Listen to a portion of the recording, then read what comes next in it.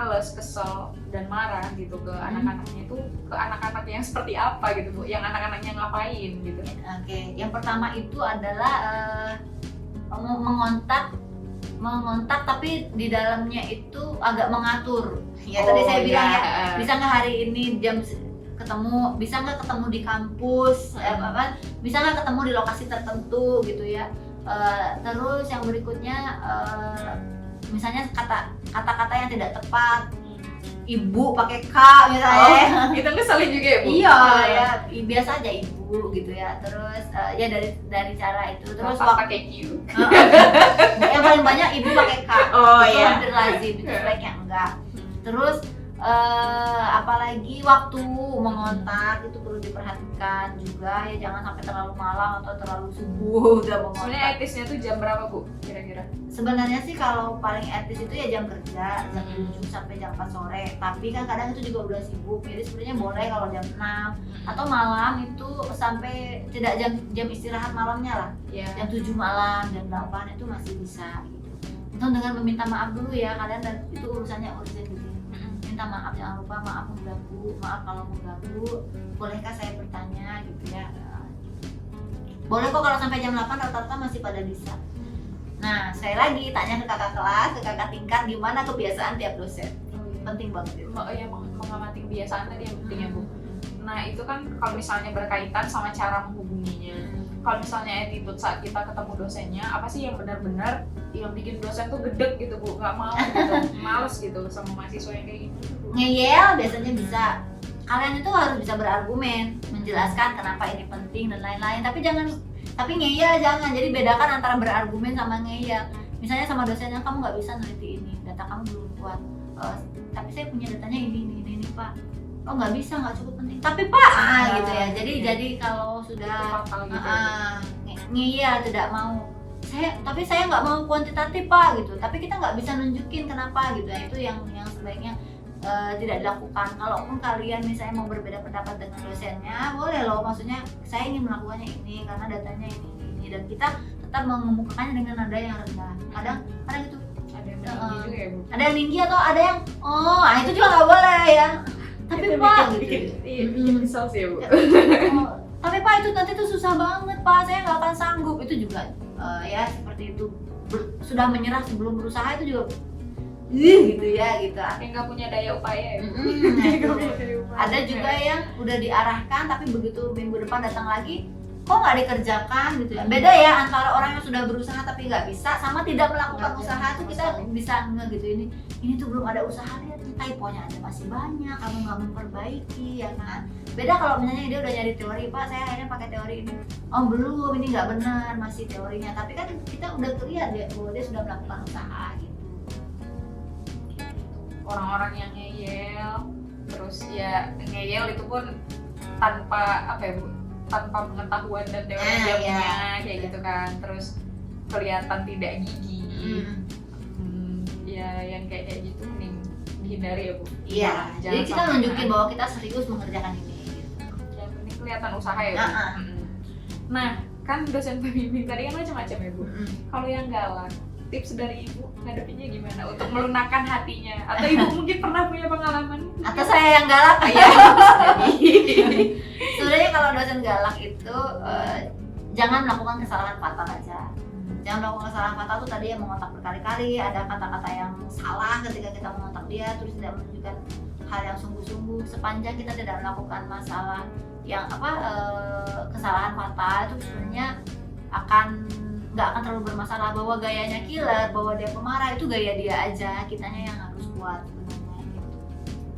Berarti mental kita harus dikuatkan. Terus kalau misalnya untuk upaya melunakkan hatinya itu ada nggak sih? Biar luluh gitu, based on experience-nya Ibu, mana tahu? Sebenarnya beda-beda ya.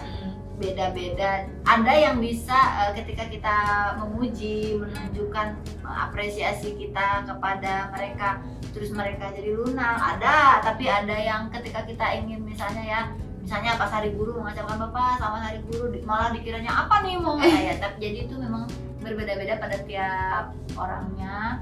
Sekali lagi kalau udah berurusan sama dosen, kakak tingkat adalah yang paling paham tentang dosen. Okay. Jadi karena kan gitu, kadang saya juga ada yang misalnya ya mahasiswa yang komen atau curhat ke saya tuh ya, iya ini misalnya ya, saya tuh ngontak begini Bu, tapi saya langsung di blok. Saya emang kamu bilang apa gitu ya? Terus saya bacakan WA-nya. Apa enggak? Ada yang ya salahnya di mana anak ini ya gitu ya. Saya runut dari awal sampai akhir. Jadi memang ada karakter tertentu ya, mau nggak mau. Ya namanya manusia ya, dosen ada yang baik, ada yang di tengah-tengah ya. Netral aja. Ada yang baiknya kayak malaikat, ada yang kontakin ya, anak bimbingannya hilang, dikontakin kamu kemana aja, ada loh ya. Malah dianya yang cara ya Bu. Ada yang netral aja, kalau dia mau bimbingan saya layanin, kalau dia nggak kontak saya ya Ya udah. Ada yang kita harus usaha keras, ada yang udah kalian usaha keras tapi nggak tahu salahnya, tiba-tiba oh banyak ini kasus yang diblokir, itu banyak. Kasihan sih. Jadi diblokir, ada yang udah diblokir di status WhatsApp-nya juga dong. Anak zaman sekarang ya kalau ngontak gitu, bukannya nunggu kita balas dulu, malah udah ngontak lagi. Padahal saya lihat ini kan udah seminggu aja.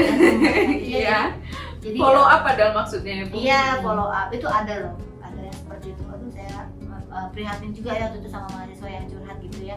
Nah jadi perhatikan lagi, tanyakan aja ke kakak tingkat. Terus kalau kalian mengalami itu semua, jangan takut untuk curhat ke dosen lainnya, ke dosen wali kalian, ke dosen pembimbing satu kalian. Jadi dan jangan sampai gara-gara dosen satu itu kalian terus patah semangat dan berhenti skripsinya, nggak mau ngerjain lagi. Jangan biarkan mereka mengalahkan gitu dosennya seperti itu. Tapi memang pas zaman skripsi itu banyak hal yang bikin improvement dalam diri. Contohnya kayak biasanya kita nggak mau nunggu ini, hanya nungguin dari jam 7 sampai jam 5 nunggu waktu dosennya kayak gitu kan Bu. Terus kayak masalah penolakan, jadi biasa aja, jadi kayak udah biasalah selama ini ditolak dan segala macam gitu kan Bu. Apalagi ya, terus makanya kan saya suka bilang tuh ke mahasiswa, jadi anggap skripsi itu adalah sarana untuk kita belajar jadi lebih baik. Karena di lingkungan kerja juga sama, kita ngejar-ngejar orang ya, atasan kita galak, belum apa-apa ngancemin kamu kalau gitu lagi dikeluarkan dari sini ya. Itu ya, jadi kita kayak sebenarnya jadikan itu sebagai tempaan gitu loh untuk diri kita kalau mau diambil nilai positifnya itu ya. Kalau rasa jenuh juga kita pelajaran di skripsi juga. Iya betul. Karena ya itu kan ngerjain 5 bab dalam waktu berbulan-bulan, ngadep ke situ lagi, ngadep ke laptop lagi gitu. Tapi ya pinter-pinternya kita menyeimbangkan diri ya Bu. Betul. Cari hiburan dan lain-lainnya. Nah itu tadi kan kalau misalnya dosennya galak. Nah kalau dosennya super sibuk, harusnya kita ngapain?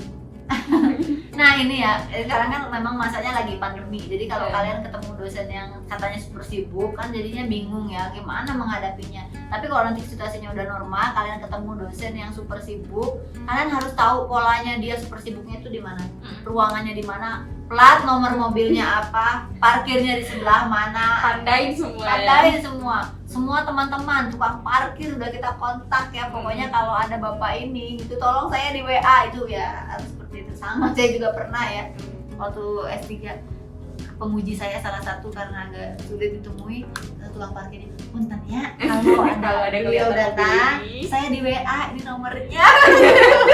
Jadi begitu dia bilang, Bu ada datang ke sini, saya cepat-cepat itu datang ya, wah pokoknya kerja. Nah jadi seperti itu.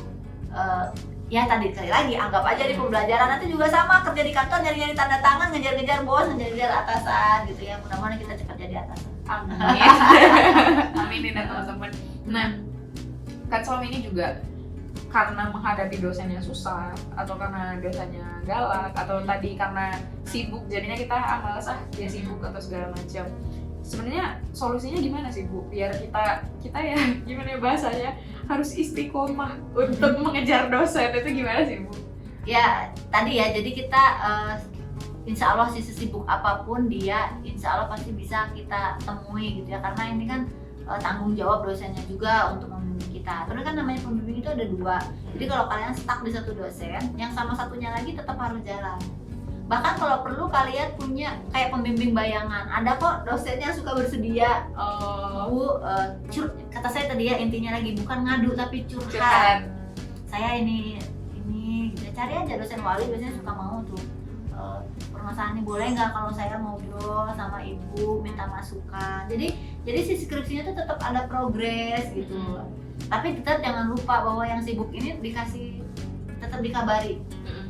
Jadi misalnya pembimbing satunya susah banget, kalau pembimbing duanya sibuk banget, pembimbing satu jalan itu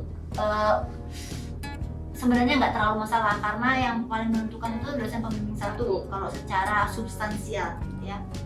Nah masalahnya adalah kalau dosen pembimbing satunya yang paling sibuk, yang keduanya bisa, karena tetap ACC dan segala macam itu nanti yang didahulukan pembimbing satu. Tapi nggak apa-apa, kalian bisa tetap jalan dengan pembimbing dua, tapi ke pembimbing satunya tetap ada laporan di progres. Assalamualaikum bapak sehat, kira-kira misalnya kapan saya boleh bertemu lagi. Oh iya bapak, kemarin saya misalnya bertemu dengan Pak Ilham. Karena Gemi Harto ya. Ini ada dosen di prodi kita namanya Pak Ilham, soalnya gampang banget ditemuin sama mahasiswa sih ya. Saya sudah jalan, kemarin sudah sampai di membuat ini. Saya kirimkan juga ke bapak ya, gitu. Apakah ada masukan misalnya? Gitu, ya. Mohon apabila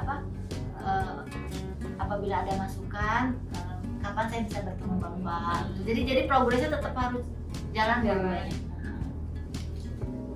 Kan concernnya kalau misalnya memang anaknya itu penakut gitu, takut untuk mungkin gara-gara trauma udah pernah dimarahin sama dosen pembimbingnya, atau memang dosen pembimbingnya jutek misalnya, itu gimana Bu? Kalau misalnya untuk kasus yang seperti itu harus sekali lagi kayak harus menguatkan. Iya, jadi harus menembus batas diri sendiri. Kalau sama ini, bu, orangnya penakutnya nggak harus diterobos, harus nggak boleh takut kalau gitu. Pernah trauma karena pembimbing satunya memperlakukan seperti itu. Ini lagi gitu, maksudnya? Ayo, Pak, insya Allah bisa. Aku akan mencoba mendekati lagi gitu ya.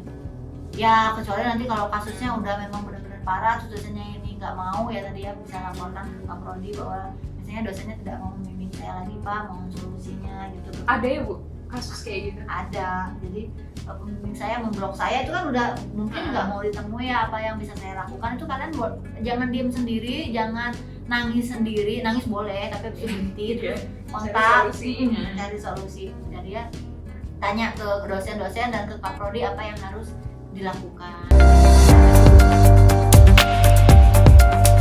Nah oke, sekian teman-teman untuk sesi kali ini, sesi bincang-bincang kita soal Bu Ira, masalah skripsi dan bimbingan. Ibu terima kasih ya Bu telah menyediakan waktunya buat kita. Sama-sama. Oke teman-teman, nantikan video-video lainnya dari Teta Statistik. Jangan lupa like, follow, comment, share, dan subscribe. Oke, see you, dadah!